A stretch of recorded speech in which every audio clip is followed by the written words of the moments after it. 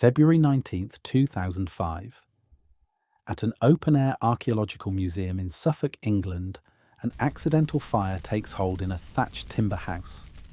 By the time firefighters arrive, the structure is gone.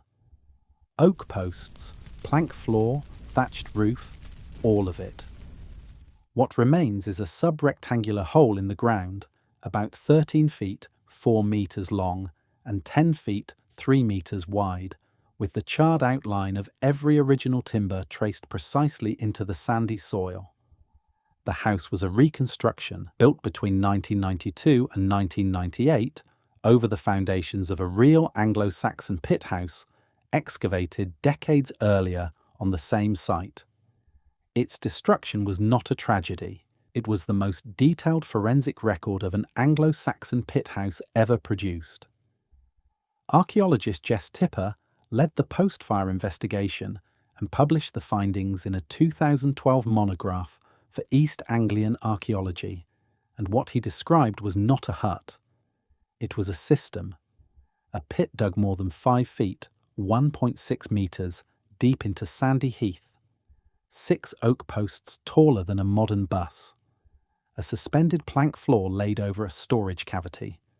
A thatched roof rising 16 feet, 5 meters, to an oak ridge beam. No nails. No iron fixings. Just oak, sand, straw, and clay, built by people who did not own a stove, did not have a chimney, and did not know the word insulation. And on the coldest nights of a Saxon winter, winters that in the worst cold cycles of the late antique Little Ice Age could plunge well below 0 degrees Fahrenheit, well below minus 18 degrees Celsius, across northern Europe, that house stayed warm enough to live in. Today we are going to show you how that was possible. The Saxons themselves were a Germanic confederation that emerged in northern Germany, modern Lower Saxony, Schleswig-Holstein, and Westphalia, over the first centuries AD, and pushed across the North Sea into Britain in the migration era from roughly 410 onwards. The form of building they brought with them on both sides of that sea was the sunken featured building, called a Gruben house on the continent and a pit house in English archaeology. It is the single most defining feature of early Saxon settlement. At Mucking in Essex, archaeologist Margaret Ursula Jones excavated more than 200 of them between 1965 and 1978, the most extensive Anglo-Saxon settlement ever excavated. At West Stow in Suffolk, around 70 were documented from a village occupied between the mid-5th and early 7th centuries. At Warendorf in Westphalia, the German archaeologist Wilhelm Winkelmann excavated a later continental Saxon village from 1951 onwards, dating to the 7th through 9th centuries, that contained dozens more. Across the entire range from England to the German plains, the same form repeats. There is a real scholarly debate about exactly what these buildings were used for. Some clearly served as weaving sheds, identified by clusters of clay loom weights from warp-weighted looms. Some were workshops or stores. Others, with hearths preserved either at the pit floor or collapsed in from a higher level, appear to have been heated dwellings. Oxford archaeologist Helena Hamerow, whose 2002 book on early medieval rural settlement is the standard reference for the period, treats them as a versatile architectural type that filled multiple roles in the same village. Whether any given pit house was a weaver's workshop, a winter dwelling, or both, one thing is consistent across the evidence. Where they were heated with a single open fire. No stove, no chimney, no masonry heat exchanger. The cold those buildings had to survive was not theoretical. In early 536 AD, an enormous volcanic eruption sent a dust veil into the northern hemisphere that dimmed the sun for more than a year. The Byzantine historian Procopius wrote that the sun gave its light without brightness, like the moon, for the whole year. The Roman senator Cassiodorus, writing 2 years later, added that frost was striking during the harvest, making apples harden and grapes sour.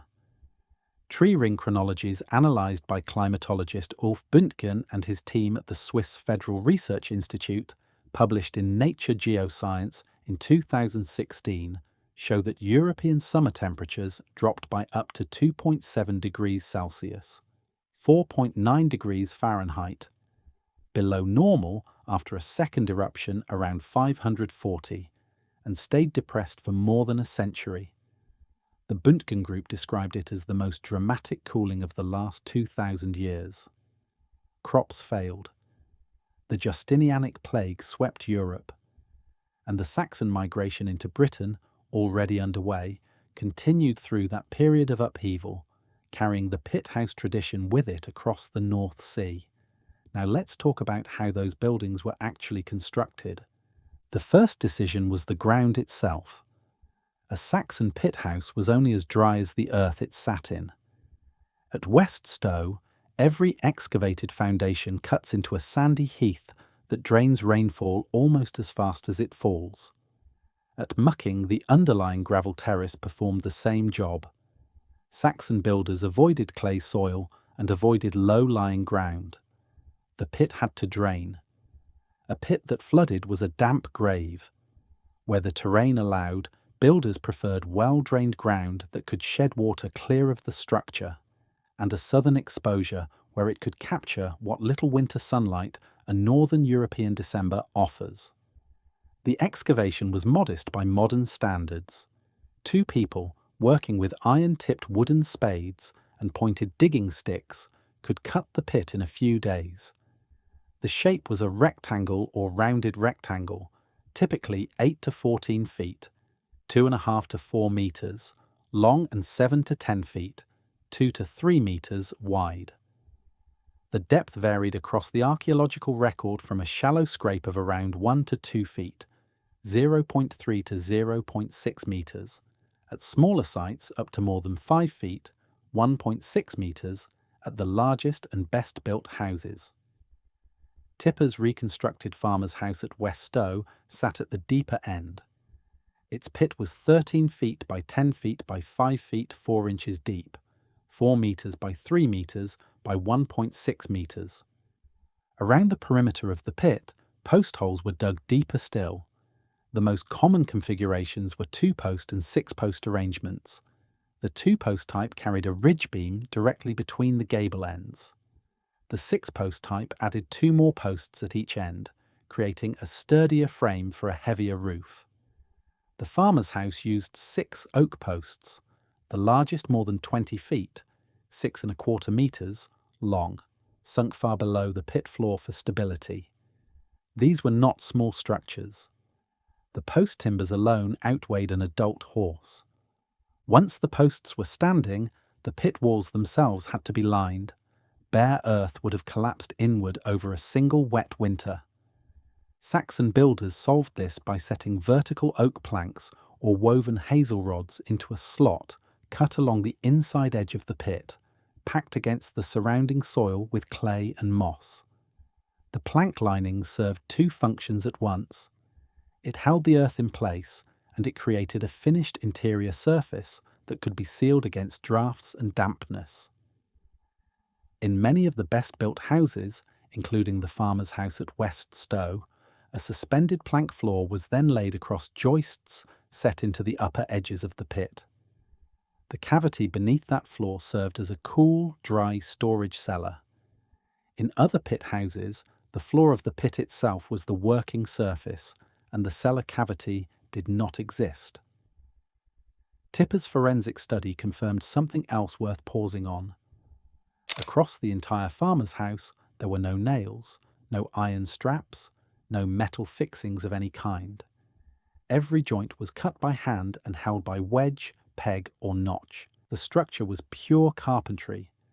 Above the pit, the rest of the house rose into the open air.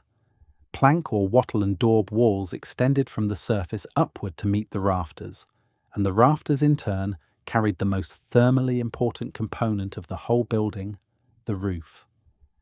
Saxon roofs were thatched, typically with straw, reed, or heather, depending on what grew nearby, laid in overlapping bundles 9 to 12 inches, 20 to 30 centimetres, thick. Thatching is one of those techniques that sounds primitive until you measure it. Modern building science gives reed and straw thatch a thermal conductivity of 0.07 to 0.09 watts per metre Kelvin, which translates to an R value somewhere between R11 and R14 for a standard 9 to 12 inch layer. In plain terms, that is roughly equivalent to 4 inches 10 centimetres of modern fiberglass batt insulation. The reason it works so well is microscopic. A bundle of reed or straw is mostly air, millions of tiny pockets trapped between hollow stems. And air, held perfectly still, is the best cheap insulator on the planet. The same principle that makes a down jacket warm is the principle that makes a thatched roof warm. The Saxons did not know the thermal conductivity of their reeds. They knew that a thick thatched roof, properly pitched and properly maintained, could hold heat for a winter. The pitch was steep, around 45 to 55 degrees, so snow slid off rather than soaking in and dragging the structure down. And the deep eaves overhung the wall heads, throwing rainwater clear of the timber and the soil banked against the lower walls. That was the envelope. Earth below, plank and wattle around, and a thatched roof above. Inside that envelope sat the only heat source the house possessed. The hearth was a clay platform set in the centre of the floor, sometimes directly on the pit base, sometimes on the suspended plank deck above it, and on it burned a small open fire. There was no chimney. There was no flue. Smoke from the fire rose into the apex of the thatched roof and worked its way out through gaps in the thatch and through openings near the gable ends.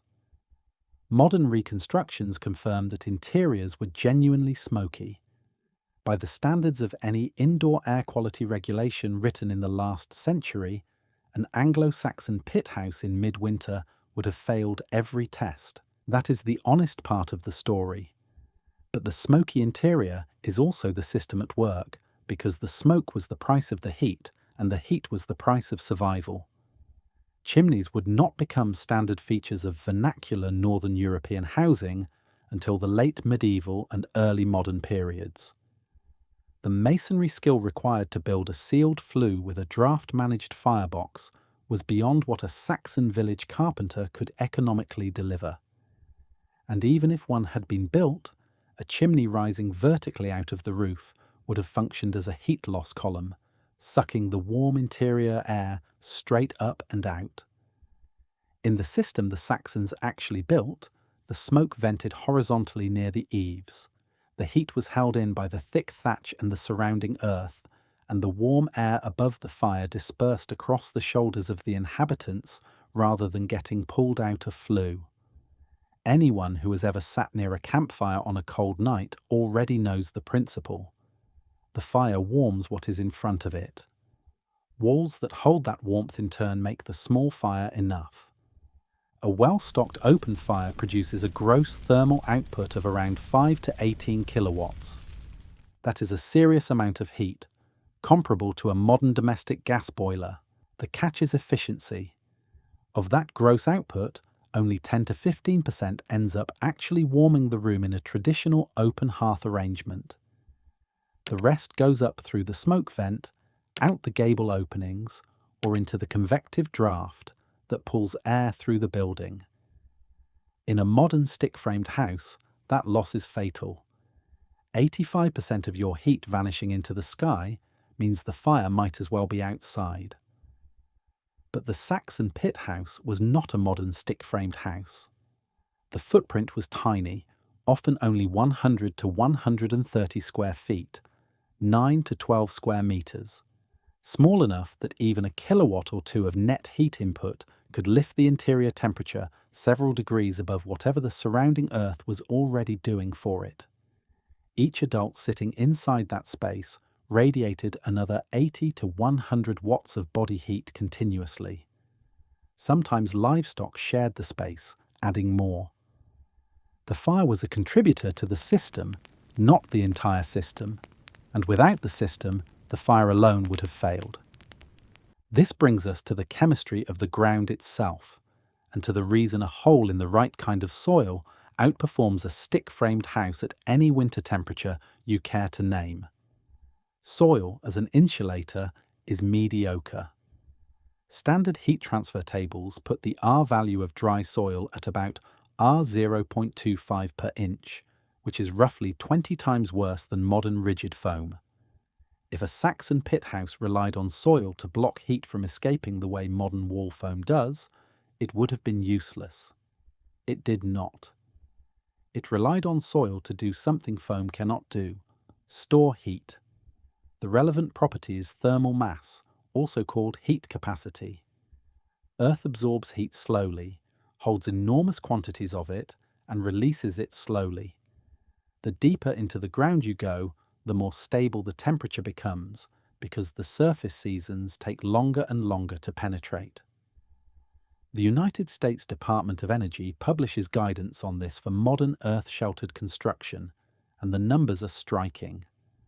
At a depth of just 5 to 10 feet, 1.5 to 3 meters, soil temperature in temperate climates stabilizes between 50 and 60 degrees Fahrenheit, 10 to 16 degrees Celsius, year-round, regardless of what the air does above. A 2024 review in the Journal of Cleaner Production, led by Julie Mihalakaku and colleagues, surveyed the modern earth-sheltered building literature and confirmed that earth-sheltered structures can cut heating energy use by up to 80% in optimal configurations, with substantial savings even in modest temperate climate applications.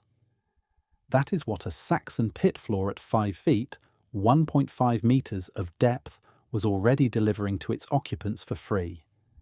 The mechanism is thermal lag. At 3 to 6 feet, 1 to 2 meters of depth, the range of a Saxon pit floor, the soil temperature does not match the surface air. It matches the surface air from 1 to 3 months earlier, and at greater depths from up to 6 months earlier. In January, when the winter outside is at its coldest, the ground a few feet below your feet is still tracking the warmth of late autumn. It sits at 50 degrees Fahrenheit, 10 degrees Celsius, when the air above is at 0 degrees Fahrenheit, minus 18 degrees Celsius. The walls and floor of the pit do not merely block the cold. They are warmer than the interior air, and they radiate that warmth steadily into the room. This is the same physics that keeps a wine cellar near 50 degrees in August and near 50 degrees in February. Soil is enormous compared to the volume of air inside any small building. Several feet of packed earth contains so much mass and so much stored heat that the daily and seasonal swings of the surface air cannot reach them quickly enough to register. The thatched roof, with its R11 to R14 of trapped air insulation, holds the warm interior air against escape. The small open fire and the body heat of the family contribute the marginal energy needed to lift the interior from the soil's 50 degrees to a livable 60 or 65 degrees Fahrenheit, around 16 to 18 degrees Celsius. And the earth surrounding the structure on 5 sides behaves like a thermal flywheel. Heat that radiates from the fire into the walls is absorbed by the soil, then re-released over the long, quiet hours of the night when the fire has burned down to coals. Saxon peasants did not know the words heat capacity, thermal lag, or radiant transfer. They did not measure the R value of straw. They knew that a hole dug into well-drained ground, walled with oak, roofed with thatch, and warmed by a single fire stayed livable on nights when the world above was frozen solid. They built their villages around that observation, and the form they built outlasted them by half a millennium. If you found this investigation valuable, subscribe to Medieval Way. Every week we dig up the methods and the materials that kept people alive when the world above the soil line was actively trying to freeze them. Drop a comment and tell us, what part of your own house do you think would still be standing in 1,000 years if you walked away from it tomorrow? Until next time, stay sheltered.